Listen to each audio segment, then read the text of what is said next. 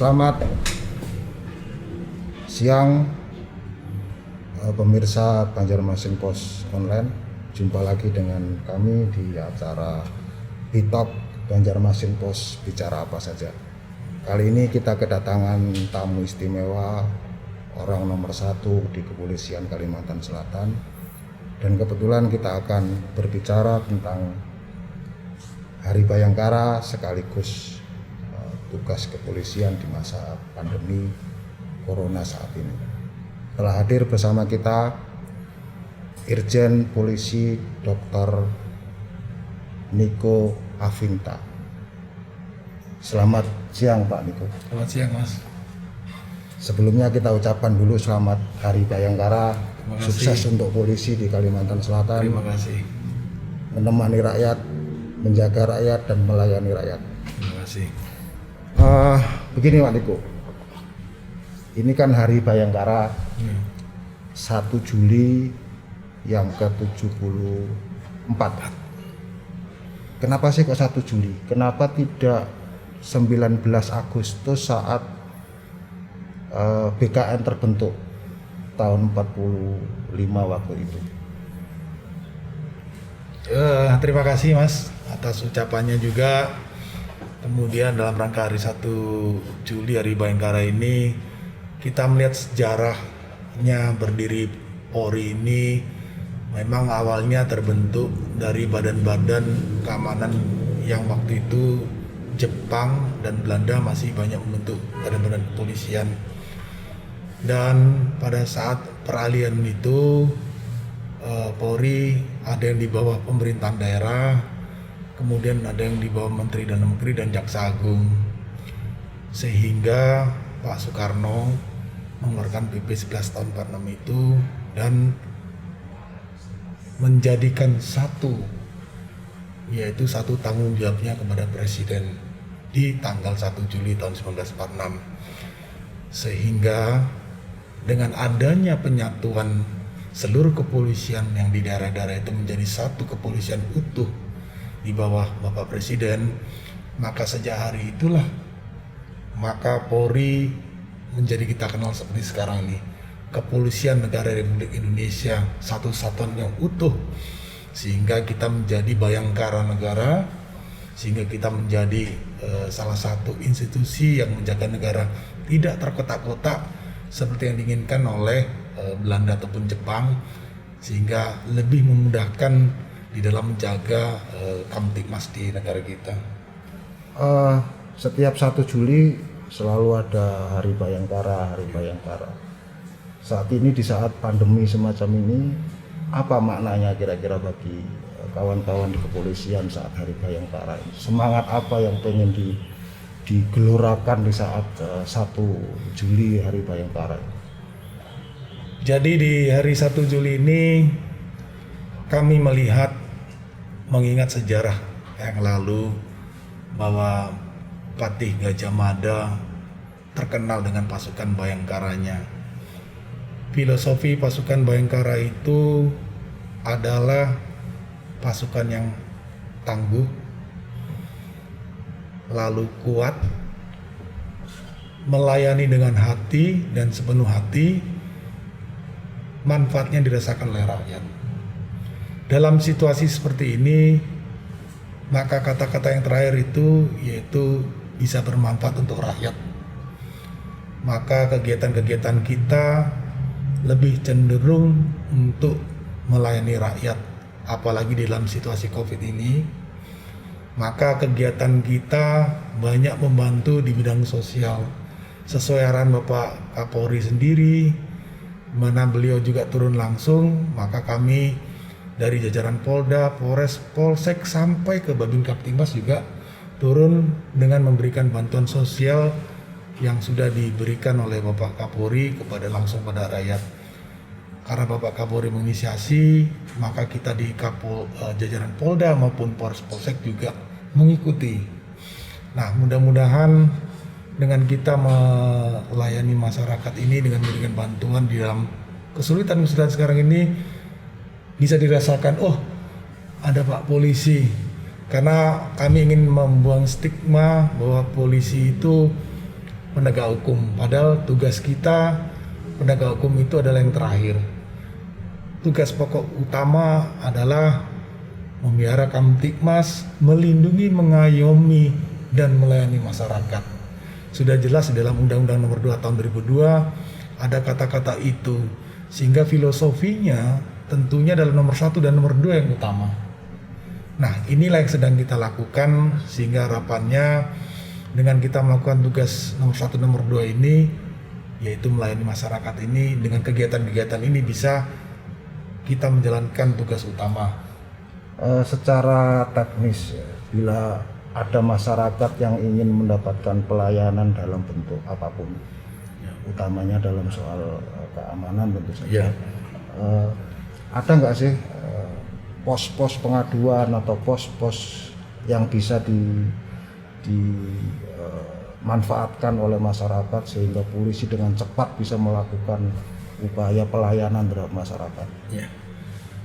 Yang pertama, di dalam proses penerimaan pengaduan itu secara resmi ada yang namanya Sentral Pelayanan SPKT, di mana SPKT ini ada di wilayah Polsek, Polres maupun Polda. Yang kedua, kami di ujung tombak ada Babin Kamtibmas yang bisa ditemui oleh masyarakat dan bisa memberikan laporan. Dan Babin Kamtibmas itulah yang akan lanjuti kepada satuan fungsi mana yang bisa melayani. Dalam hal ini, kalau pelayanan terkait dengan masalah lalu lintas bisa diarahkan ke lalu lintas. Kalau misalkan keamanan terkait dan intel bisa di intel. Kalau misalkan pengaduan terkait laporan proses hukum ya bisa dilakukan di reserse melalui SPKT. Nah, di luar itu masih ada nomor hotline yang sudah kami sediakan yang ada di satuan masing-masing, dan juga kami sekarang sedang mengembangkan fitur melalui handphone yang bisa diakses oleh masyarakat, dan mudah-mudahan kecepatan menerima pengaduan ini bisa berpengaruh terhadap pelayanannya juga lebih cepat. Pelayanan itu pasti tidak ada biayanya, Pak ya? Harus, Pak. Harus nggak ada? Harus. Kalau itu ada yang mungut bisa lapor ke Pak Niko ya? dijewer, Pak. Harus jewer itu, Pak. Jadi pasti aman, pasti tidak akan ada dampak apa-apa, asal faktual tentu saja. Betul. Laporannya nggak boleh abal-abal, laporannya tidak boleh mengada-ada, laporannya harus faktual, pasti ditindaklanjuti. Saya kira saya juga senang dengan masyarakat di Kalimantan Selatan ini, perkembangan hukum, perkembangan teknologi, kemudian terbukanya informasi, itu saya rasa masyarakat lebih mudah mengakses ataupun memberikan informasi baik yang positif maupun negatif. Anggota baik terberitakan dengan cepat, anggota buruk apalagi. Ya. Jadi saya kira media memegang peranan penting di dalam perkembangan Polri ke depan. Apa yang sudah dilakukan media terhadap Polri di tahun-tahun 98, 99 sekarang mulai reformasi, itu juga membawa dampak terhadap perkembangan positif Polri. Itu sudah kita rasakan. Zaman dulu, mohon maaf, misalkan anggota berbuat salah, mungkin yang tahu ya sekitar situ saja. Sekarang ada anggota berbuat salah dari Sabang sampai Merauke, seluruh Indonesia bisa tahu. Nah, kontrol dari pers, kontrol dari masyarakat, itu sangat membawa dampak yang baik bagi organisasi Polri. Termasuk para netizen yang mengunggah kemungkinan kalau ada polisi melakukan kesalahan di sosial media mereka, itu bisa dibenarkan. Kalau sesuai fakta, sesuai dengan apa yang terjadi, saya kira itu hal yang sangat bagus.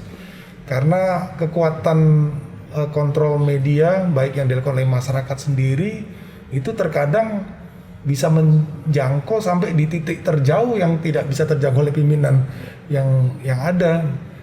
Saya misalkan dikirimin video singkat oleh seseorang dengan menyebutkan, Pak, ini ada anggota namanya ini lokasi di sini, cross check ternyata betul. Jadi itu bisa seperti yang tadi disampaikan sama Mas, bahwa sesuai data, sesuai fakta, dan itu memang faktual, ya pasti kita tidak lanjuti. Jadi kata kuncinya adalah jangan mengedit video yang aneh-aneh, sampaikan fakta apa adanya. Ya. Polisi, Pak Kapolda akan merespon dengan cepat apa yang dikeluhkan oleh masyarakat. Betul itu. Berikutnya kita akan ngobrol soal upaya-upaya polisi, peran polisi di saat COVID. Iya. Tapi nanti dulu, kita jeda sebentar.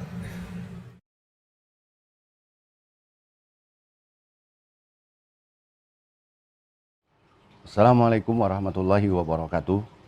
Saya Haji Sabiri Nur, Gubernur Kalimantan Selatan, mengucapkan selamat Hari Bayangkara ke-74, 1 Juli 2020.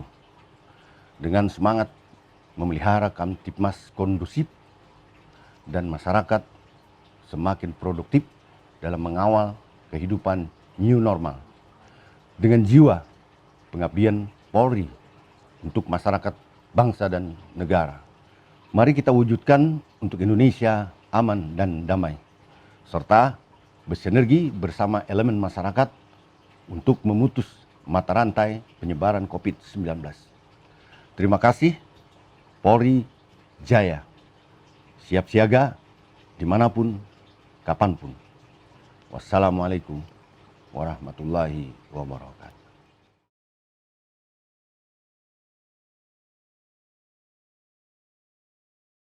Pemirsa, setelah tadi di segmen pertama kita bicara soal pelayanan, silahkan mengadu, silahkan minta perlindungan ke polisi, jangan takut dimintai duit. Pak Kapolda akan merespon dengan cepat, tepat, dan benar. Berikutnya kita akan ngobrol banyak soal COVID dan tugas-tugas kepolisian terkait dengan bencana yang sedang melanda kita semua. Pak Niko, ini sudah 3 bulan lebih kita berada pada situasi corona. Semua orang bertarung melawan situasi ini. Sudah banyak yang dilakukan polisi, mulai dari penyemprotan disinfektan, sosialisasi, dan sebagainya.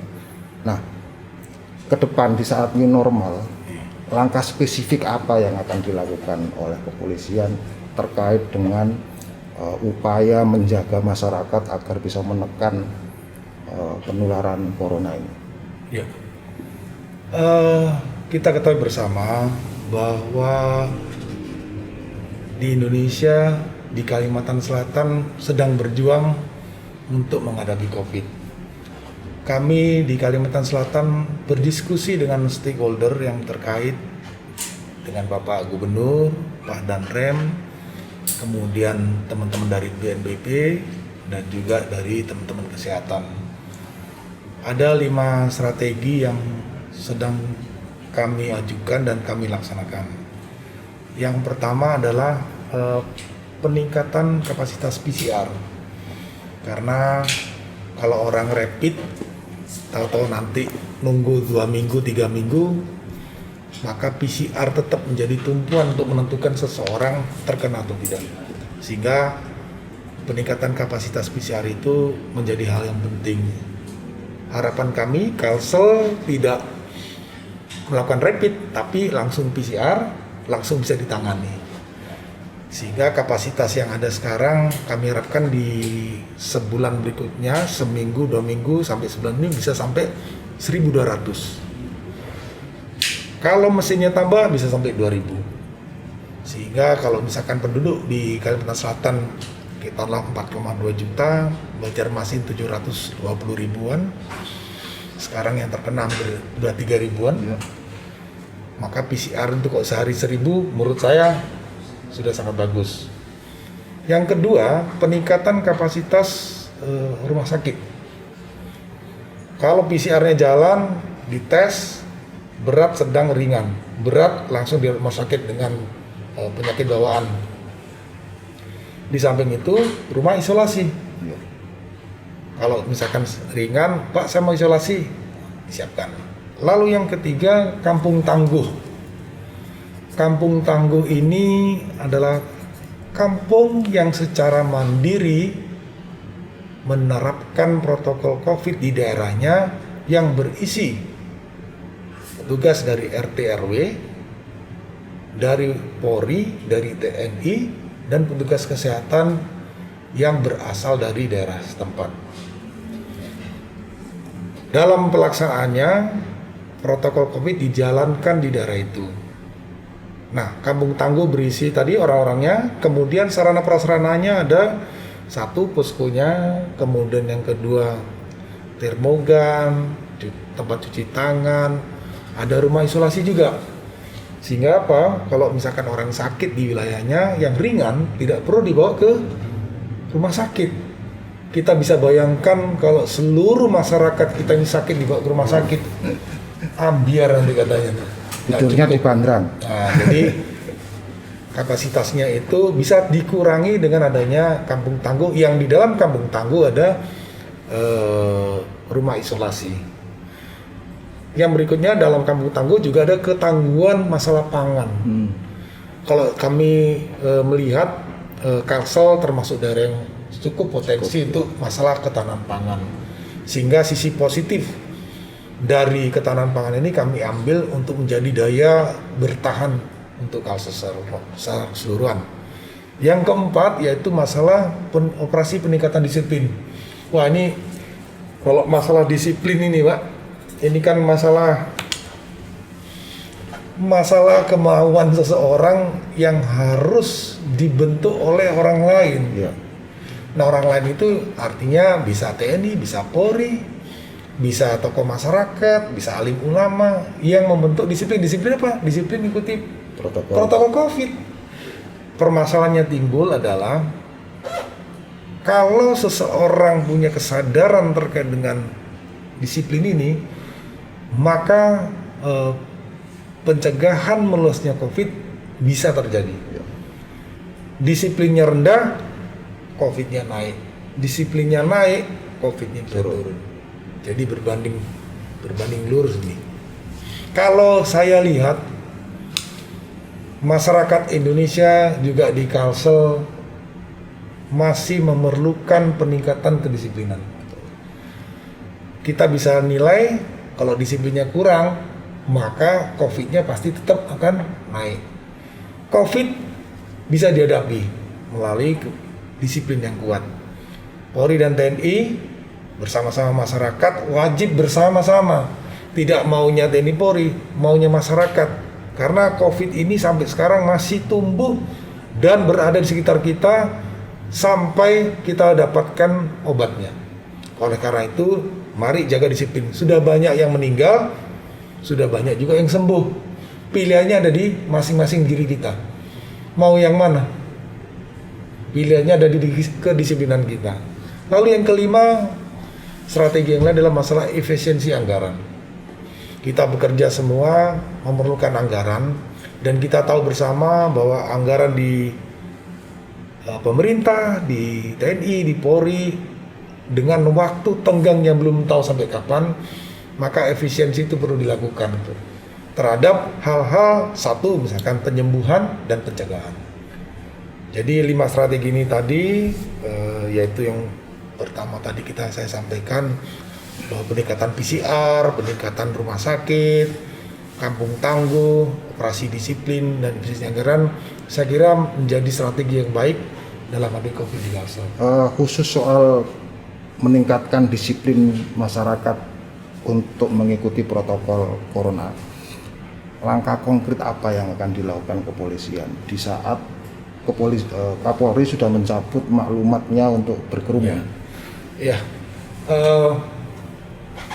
kami bersama TNI sudah membentuk 60 posko disiplin yang ada di Polresta Banjarmasin.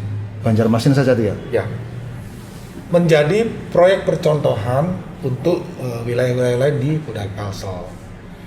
Kenapa kita bentuk posko ini? Karena titik-titik keramaian ini menjadi satu tempat yang harus diawasi disiplinnya. Kalau misalkan polisi dan TNI ada, masyarakat disiplin, itu hal yang biasa. Menjadi luar biasa kalau misalkan tidak ada TNI Polri, masyarakat sudah disiplin. Keberadaan kita tentunya berada pada jam-jam sibuk, pasar Antasari, jam 7, setengah 7 sampai jam setengah 9. Di dalam masa 2 jam itu kita melakukan himbauan menyebar pamflet, memasang spanduk untuk melaksanakan protokol, mendatangi pemilik toko, mendatangi pedagang, mendatangi persatuan pedagang untuk mematuhi disiplin COVID. Nggak ada tindakan kayak disuruh push up lah, diminta nyanyi. Sudah sebagian dilakukan. Sebagian sudah. Nah, untuk penegakan disiplin yang konkret itu butuh peraturan daerah. Kami mengusulkan, sudah rapat Pak? Ya. Sudah rapat dengan Pak Gubernur, Pak Danrem. Kami mendorong adanya peraturan daerah yang berisi siapa yang nggak pakai masker denda sekian ratus ribu. Dendanya tidak memberatkan, tetapi cukup untuk memberi efek jerah. Jadi konkretnya sudah ada di tempat pos-pos tadi, ada kegiatan untuk penegakan disiplin mulai dari pedagang, terus habis itu pemasangan pamflet, penyebaran juga himbauan-himbauan. Itu rencana sampai kapan di Banjarmasin 600 titik? Ini masih 60 titik, masih berjalan sampai sekarang. Kami rencananya sampai di akhir Juli nanti akan kami evaluasi. Seperti yang kami sampaikan,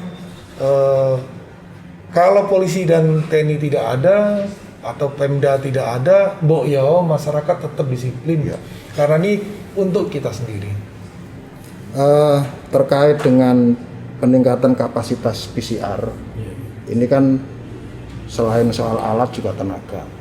Apa ada rencana misalnya polisi memperbatukan tenaga kesehatannya ikut terlibat? Sudah. Itu ya, sudah. Jadi untuk Polda Kalsel sendiri kami mengirimkan 6 tenaga kesehatan ke Jakarta untuk membackup kegiatan di Wisma Atlet. Lalu yang kedua, Rumah Sakit Bayangkara sendiri sudah ditetapkan sebagai salah satu rumah sakit rujukan untuk penanganan COVID. Bayangkara Banjarmasin ya? Banjarmasin.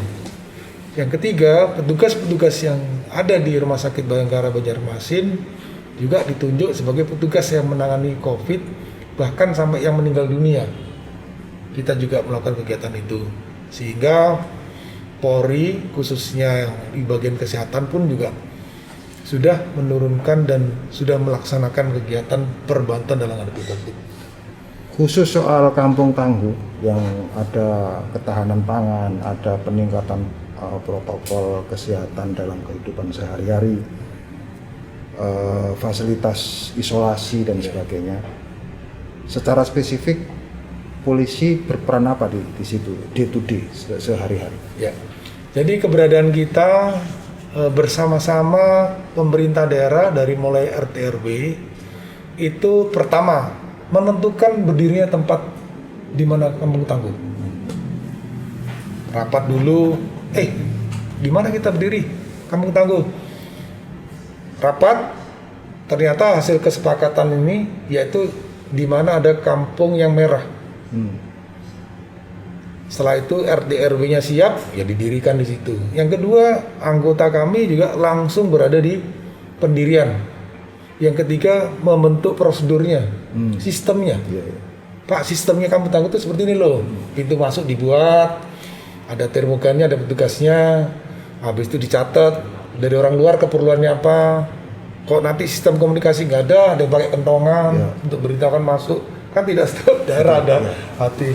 Nah, membentuk, menciptakan sistem, orang-orang yang masuk, mekanismenya berjalan, bahkan secara prosesnya pun kita juga bisa mengandalkan. Karena kan kita ada juga bantuan alat, dan alat ini bisa distribusikan sampai ke itu bisa nggak itu kalau sebuah kampung mengusulkan saya pengen jadi kampung tangguh gitu? Sangat boleh. Boleh ya? Sangat boleh, karena kampung tangguh ini kan tidak semata-matanya untuk menangani COVID. Ya. Kalau suatu saat memang dibutuhkan untuk penanganan bencana alam juga sudah siap. Dan ini kan dari mereka untuk mereka. Karena keberadaan kampung tangguh itu yang merasakan manfaatnya adalah kampung itu sendiri. Itu kalau usul itu harus datang ke Polsek atau ke Polres atau cukup di Pak Babin atau cukup Babin Kamtipmas. Babin Kamtipmas adalah orang yang pertama bisa dihubungi untuk Pak, saya mendirikan kampung tangguh, langsung ayo, pasti Babin Kamtipmas merespon.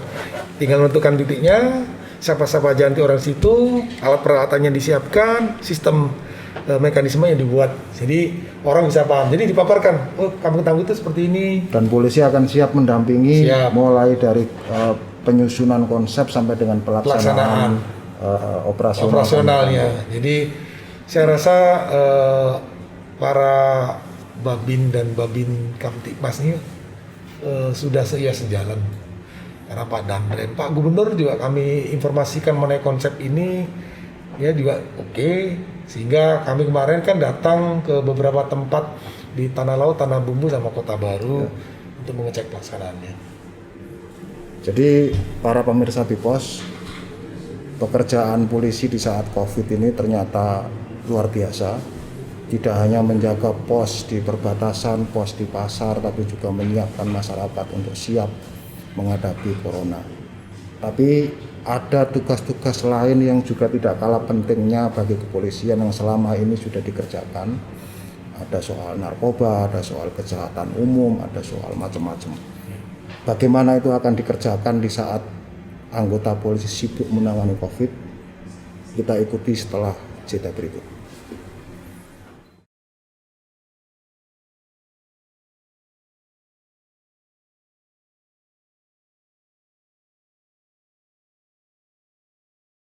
Bismillahirrahmanirrahim. Assalamualaikum warahmatullahi wabarakatuh. Saya Brigadir Jenderal TNI Firmansyah dan Rem 101 Antasari beserta jajaran mengucapkan selamat Hari Bayangkara ke-74 tahun 2020.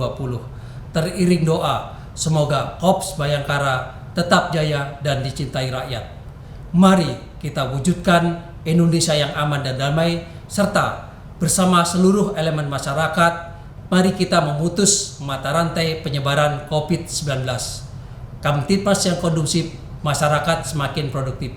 Wassalamualaikum warahmatullahi wabarakatuh.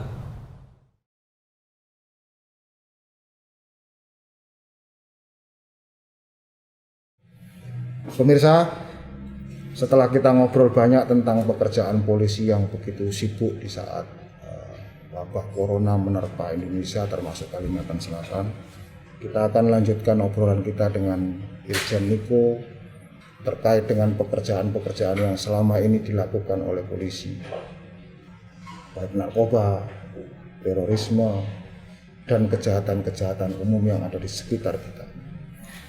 Pak Niko, Ya, dalam beberapa kali kesempatan Polda Kalsel berhasil mengamankan sabu-sabu yang diduga dari negeri seberang masuk ke Jawa. Artinya Kalsel ini menjadi perlintasan strategis bagi peredaran penyelundupan narkoba di Indonesia. Petanya sebenarnya seperti apa, Pak, terkait dengan itu? ya memang Indonesia dengan jumlah penduduk 270 juta, dengan negara kepulauan seperti kita ini, menjadi sasaran empuk di dalam penjualan narkoba. Artinya kita, masyarakat kita sebagian besar adalah konsumen daripada penjualan narkoba ini. Dari beberapa kegiatan yang dilakukan oleh Polda Kalsel, Kalimantan Selatan, Polda Kalsel maksud saya, bisa mengungkap terakhir 237 kg sabu.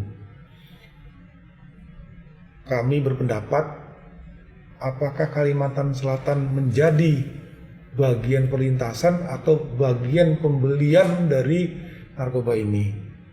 Maka dari hasil pemeriksaan itu terungkap bahwa Kalimantan Selatan juga menjadi bagian pembelian.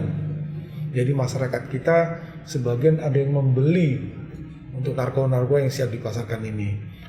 Nah, ke depan saya yakin setiap bandar narkoba pasti akan menjual kepada siapa yang mau membeli.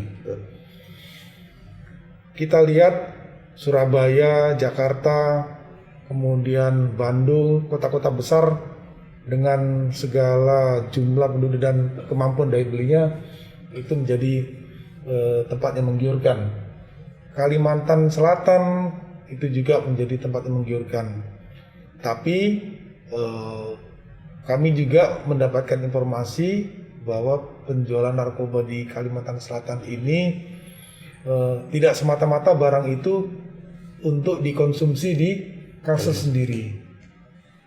Jadi bagian Kalimantan secara keseluruhan itu menjadi sasaran penjualan. Namun kami berhasil menangkap dan mengungkap. Kebetulan tim kami kemarin sudah berhasil menangkap 4 orang, dan rencananya pun kami bekerja sama dengan Mabes Polri untuk bertukar informasi bagaimana caranya tidak hanya di Kalimantan saja, tapi kami harapkan dengan informasi yang kami beri ini bisa membuat terang jaringan besar di Indonesia. Dalam 1 tahun belakangan ini kan tidak hanya yang 2 kintal itu saja, tapi sebelumnya juga ada tangkapan besar yang mirip-mirip modusnya. Ini satu jalur apa ada beragam bandar atau apa begitu? Secara umum saja. Apa artinya? Maksud saya begini, kalau ini banyak berarti rawan betul Kalsel ini. Kalau satu berarti relatif agak mudah kan, kira-kira begitu. Tidak perlu disebutkan CACB-nya, tapi variannya itu kan bisa kita lihat. Memang untuk jaringan besar narkotika di Indonesia yang masuk ke Kalsel itu berasal dari 2 jaringan saja. Jadi ada jaringan yang berujung pemain-pemain di Myanmar sebagai produsen, kemudian carriernya, pembawanya itu adalah nelayan-nelayan yang berasal dari beberapa negara di Asia, kemudian masuknya melalui beberapa titik-titik selat yang ada di wilayah Indonesia. Nah, satu lagi itu berasal dari sisi sebelah kiri kita, itu berasal dari sekitar kelompok-kelompok Asia Timur gitu. Jadi kalau digambarkan memang ada 2 pemain besar dunia yang sekarang bekerja, yaitu pemain di produsen Myanmar sama produsen di Asia Tenggara satu lagi. Terlepas dari siapapun yang jualan, saya kira hukum ekonomi akan berlaku, Pak. Ya, betul. Jadi kalau demand-nya kuat, supply-nya mesti kuat. Betul. Sehingga selain langkah-langkah penindakan hukum, tentu juga langkah-langkah pencegahan, penyadaran masyarakat untuk jangan pakai narkoba.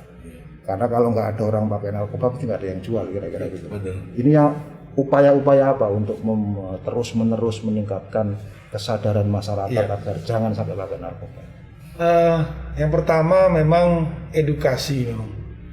Edukasi, memberikan pengertian terhadap bahayanya, kemudian koordinasi antara stakeholder itu penting untuk pencegahan, baik dari Polri kepada pemerintah daerah, kemudian TNI, kemudian beberapa asosiasi itu ada asosiasi pengusaha hiburan, kemudian dari persatuan pendidikan, lembaga pendidikan, kemudian tadi saya sampaikan juga pemerintah daerah terkait dengan masalah rehabilitasinya.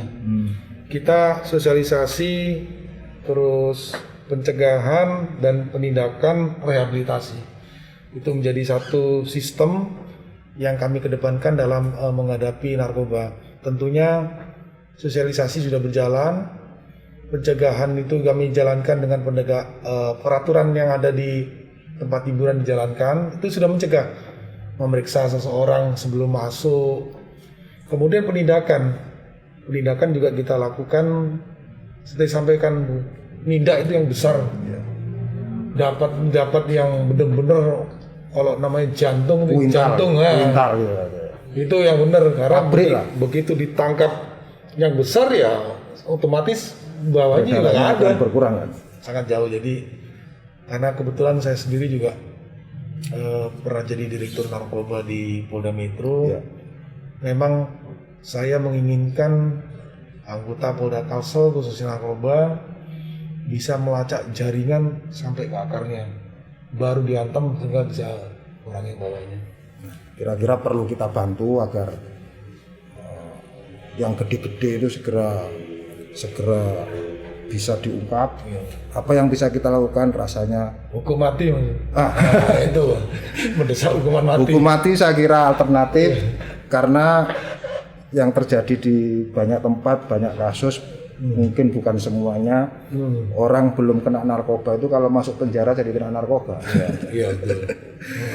Itu terkait dengan narkoba, tapi ada pekerjaan lain yang tidak kalah pentingnya, karena baru-baru ini Kalsel dikagetkan dengan penyerangan Polsek di Daha yang dilakukan oleh jaringan teroris.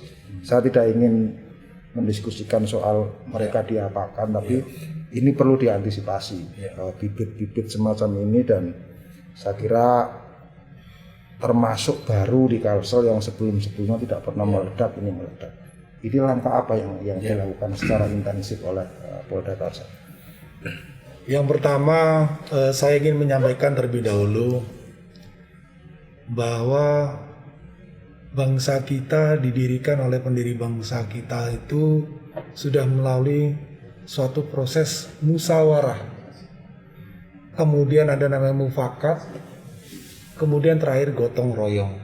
Maka berdirilah namanya bangsa Indonesia. Pada saat musyawarah itu sudah terjadi perbedaan pandangan terkait dengan masalah negara kita ini, dasar negara kita ini. Istilah yang pertama itu, yang menurut saya waktu itu sudah diputuskan dengan sangat baik oleh founding fathers negara kita. Dan itulah yang menjadi acuan kita sehingga bangsa kita bisa berdiri sampai saat ini. Nah, dengan perkembangan zaman, kemudian kita lihat perkembangan yang ada di Timur Tengah, kemudian ada ISIS, itu terberitakan melalui beberapa media sosial yang akhirnya sampai di bagian-bagian negara-negara lain yang juga akhirnya ke Indonesia. Kemudian ajaran-ajaran ini akhirnya dipahami oleh beberapa oknum atau anggota masyarakat kita secara sempit. Sehingga apa yang sudah dipikirkan oleh pendiri bangsa ini dihadapkan dengan pemikiran-pemikiran yang terbaru, itu terjadi perbedaan yang sangat besar. Nah, perbedaan yang sangat besar ini akhirnya menguatkan seseorang untuk memahami secara sempit ajaran yang diketahuinya, sehingga sampai terjadi kejadian kemarin bahwa mereka menganggap menyerang katakanlah Polri itu menjadi ajaran yang dibenarkan. Kami sebagai pimpinan Polri di Kalimantan Selatan sekali lagi menyampaikan kepada masyarakat bahwa hal ini tidak perlu terjadi. Yang menyerang dengan yang diserang tidak kenal, tidak kenal sama sekali. Yang satu sama-sama, mohon maaf, sama-sama Muslim, yang nyerang juga sama-sama Muslim. Tidak ada yang saya lihat merasa senang dengan kejadian ini. Kami sudah ketemu dengan keluarga korban, dan kami juga sudah bertemu dengan keluarga tersangka. Dua-duanya sedih. Dan saya melihat maka pencegahan yang paling penting dari kejadian ini adalah pemahaman terlebih dahulu bahwa yang dilakukan itu salah. Salah menurut agama, salah menurut kita pemerintahan. Kita hidup di dunia yang sampai kapanpun perbedaan pandangan ini akan terjadi. Dulu terjadi, sekarang terjadi, nanti pun juga akan terjadi. Tetapi kita hidup sudah diajarkan oleh setiap agama apapun juga. Yang paling penting dalam hidup ini adalah kita berarti dan bisa berbuat baik terhadap orang lain. Semuanya. Kita dapat melihat dari kenyataan perbuatan kita.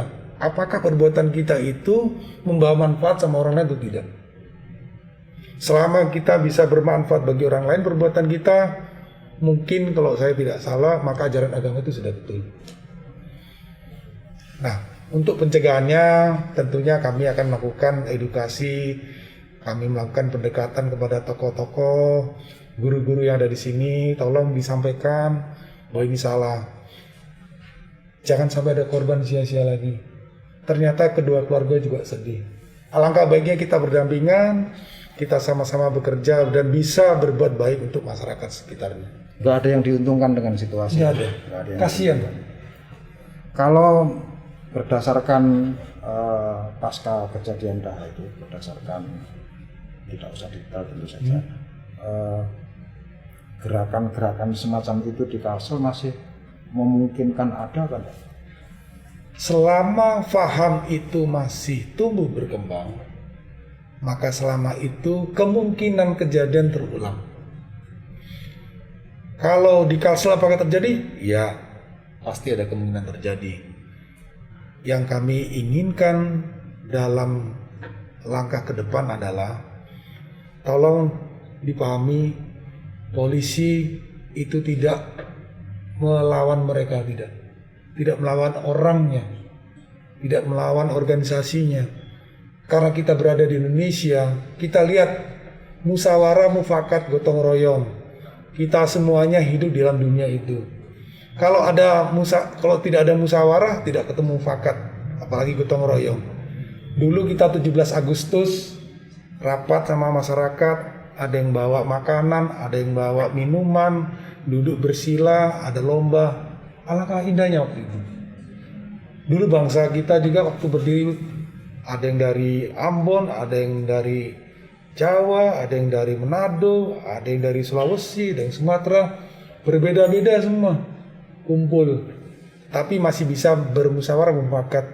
Saya kira untuk ke depan saya mohon juga kepada masyarakat yang masih berpikiran seperti itu, apakah Indonesia ini kurang indah untuk kita tinggali, untuk kita tempati? Kata banyak orang padahal Indonesia ini potongan surga yang jatuh di bumi. Kita di sini mau sholat 5 waktu bisa, nggak ada yang larang. nggak ada yang larang. Kita mau jalan-jalan kemana saja juga bisa, nonton TV masih bisa, masyarakatnya Azan keras-keras boleh. Kita mau kemana aja masih bisa. Jadi Indonesia menyediakan tempat untuk kita berbuat baik. Di sini bukan tempatnya perang, nggak ada perang di sini. Di sini tempatnya berbuat baik. Kalau mau bekerja dengan baik, bisa memberikan yang terbaik untuk yang lain, itu kan lebih baik. Artinya semua komponen bangsa, semua komponen masyarakat di Kalsel ini harus bahu-membahu untuk saling bersatu, bersama-sama melakukan yang terbaik untuk Indonesia. Ya, Kira-kira. betul. Jadi kira-kira pesan yang sangat penting di saat kita barusan ada sesuatu di Daha, saya kira ini tidak perlu terjadi lagi di Kalimantan Selatan, dan itu tidak terjadi ketika semua komponen bangsa bersatu, padu, satu pemahaman, satu pemikiran bahwa kita hidup di Indonesia saling berdampingan. Kira-kira mungkin itu yang terkait dengan terorisme. Tapi selain tugas besar soal terorisme, polisi di Kalsel juga punya pekerjaan lain yang tidak kalah pentingnya di hari-hari mendatang. Satu adalah bencana rutin. Kalau itu disebut bencana rutin. Apa itu karhutla? Yang bisa jadi bulan depan atau minggu depan atau 2 bulan lagi akan datang. Ada juga momen penting yang dihadapi oleh Kalsel, yaitu pilkada. Apa yang akan dilakukan kepolisian daerah Kalimantan Selatan untuk menjamin situasi masyarakat tetap aman, karhutlah bisa ditangani dengan baik? Kita akan bahas setelah jeda berikut.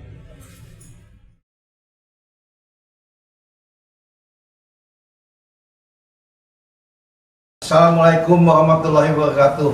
Saya Haji Gusti Rusdi Effendi AN, mewakili anak polisi, tokoh pers, dan tokoh masyarakat mengucapkan selamat Hari Bayangkara ke-74 1 Juli 2020 dengan semangat memelihara Kamtibmas kondusif dan masyarakat semakin produktif dalam mengawal kehidupan new normal dengan jiwa pengabdian Polri untuk masyarakat, bangsa dan negara. Mari kita wujudkan untuk Indonesia aman dan damai, serta bersinergi bersama elemen masyarakat untuk memutus mata rantai penyebaran virus COVID-19. Terima kasih. Wassalamualaikum warahmatullahi wabarakatuh. Polri Jaya, siap jaga dimanapun, kapanpun.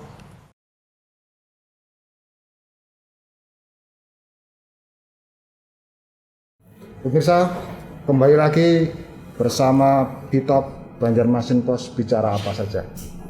Di segmen ini kita akan ngobrol soal bencana tahunan yang selalu hadir di Kalimantan Selatan dan beberapa daerah lain di Indonesia, yaitu kebakaran hutan dan lahan. Pak Niko, ini kan sudah bulan Juli. Biasanya bulan-bulan Agustus, September itu api sudah mulai datang. Kalau di film Avatar itu negara api mulai menyerang. Ya. Jadi ini apa yang sudah disiapkan di tengah kawan-kawan kepolisian juga sibuk membagi personelnya, konsentrasinya untuk membantu mempercepat penanganan COVID. Tahun-tahun sebelumnya nggak ada COVID sehingga gampang mengerahkan orang. Ini kan ada COVID, ada ini apa yang strategi apa untuk tetap agar api juga bisa ditangani dengan baik, COVID tidak ditinggalkan. Ya. Kami melakukan langkah-langkah, ada 4 langkah yang kami lakukan di dalam penanganan karhutla ini. Yang pertama adalah pembentukan satuan tugas penanganan karhutla, di mana satuan tugas ini berisi Polri, TNI, pemerintah daerah, kemudian kepala BNPB, serta stakeholder yang terkait dengan penanganan COVID. Setelah terbentuk satgasnya ini, maka langkah yang pertama adalah melakukan identifikasi permasalahan. 1, lokasi titik api. Lalu yang kedua, sistem yang berjalan. Lalu yang ketiga, sumber daya sarana prasarana yang kita siapkan. Itu satgasnya. Lalu yang kedua, setelah satgasnya terbentuk, kami menghitung mengenai masalah kebutuhan anggaran. Karena penanganan karhutla ini anggarannya baik Polri maupun di Pemda kami sinergikan supaya nanti bisa efisien. Betul. Karena kalau COVID ini sudah menyedot menyedot banyak anggaran juga, sehingga kami lihat wah ini anggarannya harus kita efisienkan seefisien mungkin. Lalu yang ketiga, kita buatkan sistem alert yang sangat efektif. Sistem alert yang sangat efektif ini kita membuat satu, yaitu aplikasi yang kita namakan Bekantan. Aplikasi Bekantan ini suatu aplikasi yang bisa di-download sistem Android. Kita memberikan nama, terus nomor handphone, kemudian email kita. Setelah di-download, kemudian akan terkoneksi dengan tim kita, dan kita terkoneksi dengan sistem satelit yang ada di Lapan. Lalu dengan sistem ini, kalau ada titik api menyala, maka dia akan memberikan informasi kepada tim kita. Tim kita bisa mendeteksi mana orang yang terdekat dengan titik api itu. Sehingga kalau anggota kita Babin Kamtibmas, maka akan terlihat di monitor. Oh, anggota ini terdekat, maka anggota itu bisa kita kontak. Oh, ini dekat dengan Kepala BNP. Oh, ini dekat dengan Koramil. Oh, ini dekat dengan Polsek. Oh, ini dekat dengan Babin Kamtibmas. Sehingga seketika itu juga langsung diberitahukan. Sedangkan secara yang lain kita menghubungi yang tadi tim yang terbentuk. Sehingga nanti ada Polda, ada mobil pemadam kebakaran, tim gabungan turun. Lalu yang berikutnya mengenai sistem tadi, yaitu mengenai masalah penggunaan alat komunikasi, jaringan 2 meter maupun jaringan kita. Karena di sini banyak Senkom, Senkom, kemudian penggunaan 2 meter yang mereka juga bisa menginformasikan. Jadi kita tampung karena masyarakat juga banyak pakai main 2 meteran istilahnya, 2 meteran mainnya anak-anak itu. Itu tadi. Yang ketiga terkait dengan sistem. Lalu yang keempat itu masalah ANEF. Jadi dari semuanya itu kita harus menganef kembali terkait dengan apa yang sudah kita kerjakan. ANEF ini sangat penting. Karena apa? Terkadang kita bekerja lupa mengumpulkan data dan informasi yang dari bawah. Sehingga kami melihat apa pernah di ANEF, oh ternyata kurang ANEF-nya. Sehingga dengan 3 hal yang tadi disebutkan itu, kunci yang paling terakhir itu ANEF guna menentukan tindakan lebih lanjut. Sehingga rollingnya jalan terus dalam satu sistem ini. Jadi pembentukan satgas, terus efisiensi anggaran, terus masalah sistem yang kita bangun ini itu menjadi satu kesatuan yang sangat penting. Ditambah lagi jangan lupa ANEF tadi. Nah kalau misalkan ini sudah berjalan, tentunya efektivitas penanganan karhutla bisa berjalan. Tentunya ini tidak luput dari semua peran masyarakat. Jadi sistem tadi itu peran masyarakat menjadi bagian yang penting juga, termasuk pelaku usaha. Soal penegakan hukum tidak masuk dalam kerangka besar penanganan karhutla ini. Kalau yang tadi kami sampaikan adalah sistem atau strategi. Dalam bagian strategi itu selalu ada penegakan hukum, tapi itu adalah the last resort. Kalau bahasa hukum pidananya ultimum remedium. Ya. Tetap dipakai, harus bahkan kalau perlu sampai orang yang korporasinya seperti yang kami ungkap yang tahun lalu. Itu sampai ke perusahaannya yang kita ajukan. Nah, di tahun lalu kita berhasil mengajukan 4 kasus untuk maju ke pengadilan. Dan saya tetap akan bertindak tegas terhadap siapa yang membakar dengan sengaja, apalagi perusahaan itu ada di belakangnya. Ingat, kebakaran ini bukan semata-mata akan mengguncang Kalimantan Selatan, tetapi mengguncang negara kita. Karena tingkat kepercayaan masyarakat dalam strata regional Singapura, Malaysia bisa mendesak negara kita. Jadi saya minta perusahaan-perusahaan yang ada di sini tolong didukung supaya negara kita tidak dijuluki negara pengirim Pengekspor asap. Berdasarkan pengalaman penegakan hukum itu kan kalau nggak salah 2 tahun belakangan, 2-3 tahun belakangan. Berdasarkan pengalaman di 2-3 tahun belakangan ini, seberapa efektif itu mengurangi titik api? Kalau saya yakin, namanya orang dihukum pasti kan nggak suka. Jadi apakah efektif? Ada dampaknya. Kita bisa tahu kalau misalkan orang ini sudah diajukan pengadilan. Tapi kalau saya tanya mau nggak dihukum, itu juga nggak mau. Jadi saya juga nyampaikan sama yang perusahaan-perusahaan lain, jangan sampai kamu juga dihukum gara-gara kamu menyuruh orang untuk membakar guna membuka lahan. Nah di sini ada peran Pemda, ada tokoh masyarakat, RT RW, Babin Kaptimas, Babinsa.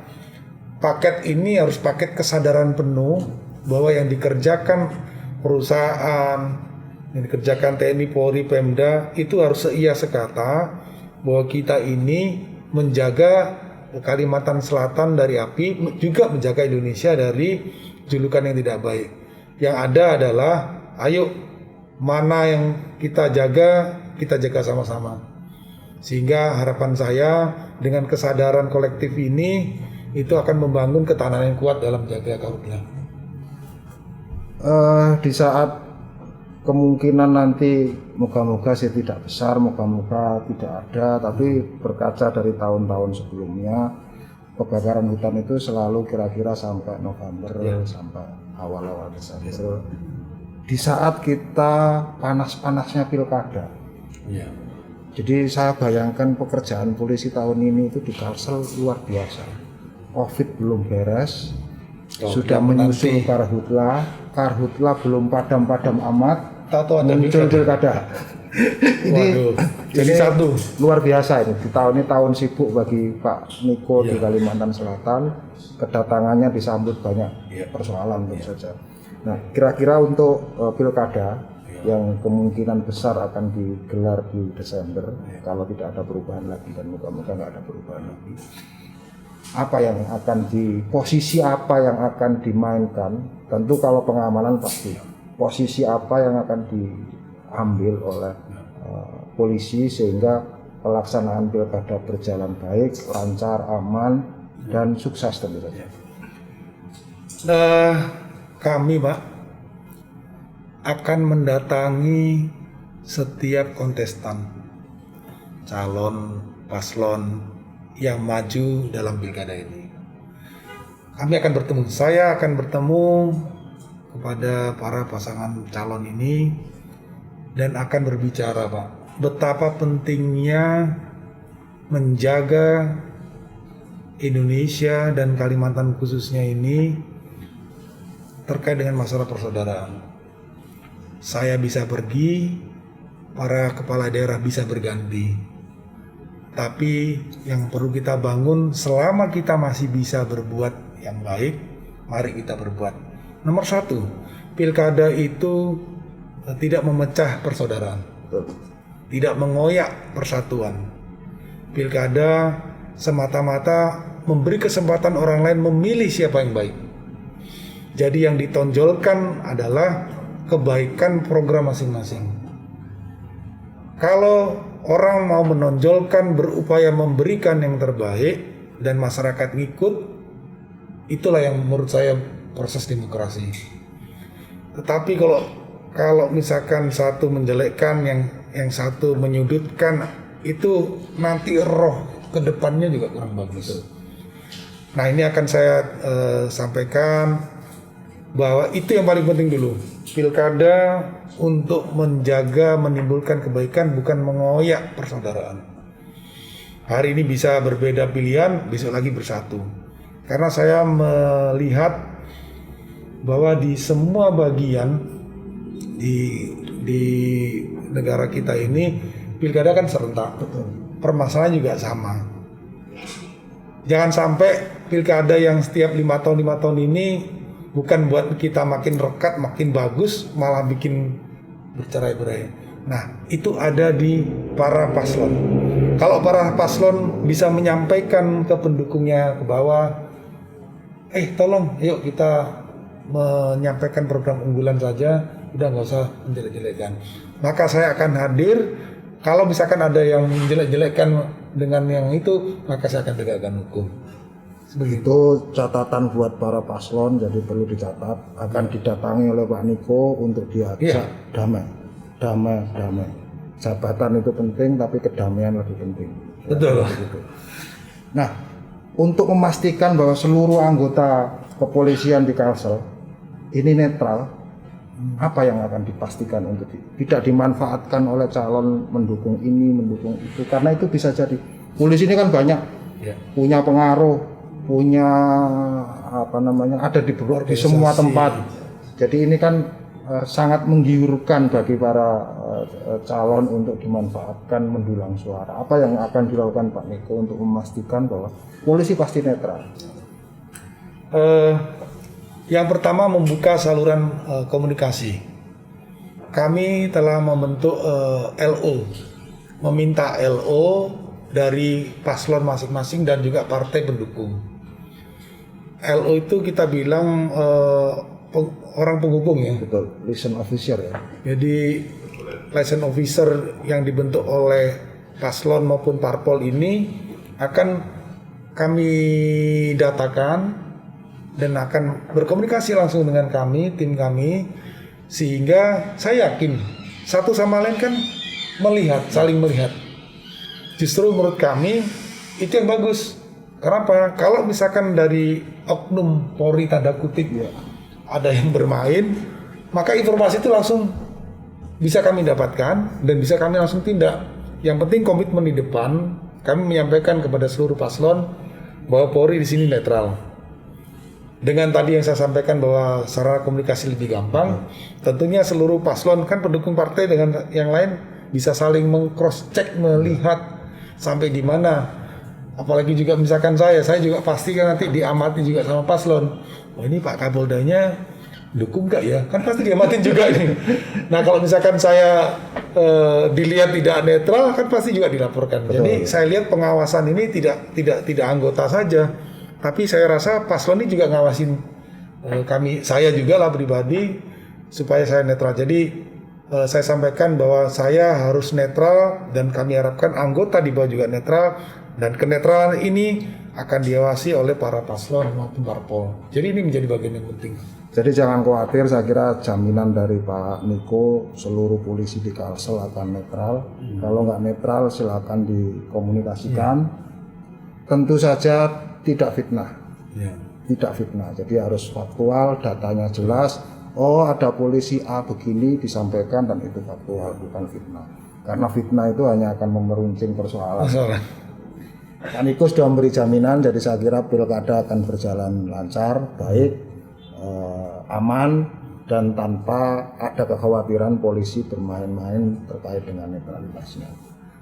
Mungkin di paling akhir ada yang perlu disampaikan kepada warga Kalimantan Selatan dan pemirsa Banjarmasin, silakan Pak Niko.